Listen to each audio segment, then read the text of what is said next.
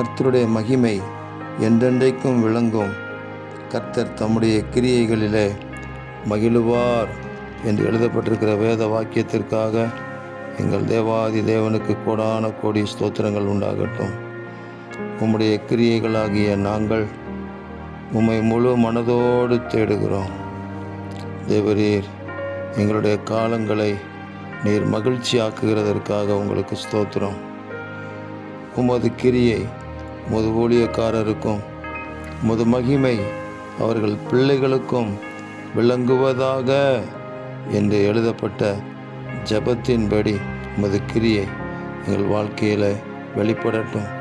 உமது மகிமை எங்களுடைய பிள்ளைகளுக்கு மத்தியில் விளங்கட்டும். எங்கள் தேவனாகிய ஆண்டவரின் பிரியம் எங்கள் மேல் இருப்பதாக. ஆம் தகப்பனே, நீர் எங்களோடு கூட இருந்து அதிசயமாக நடத்துவதற்காக உங்களுக்கு ஸ்தோத்திரம்.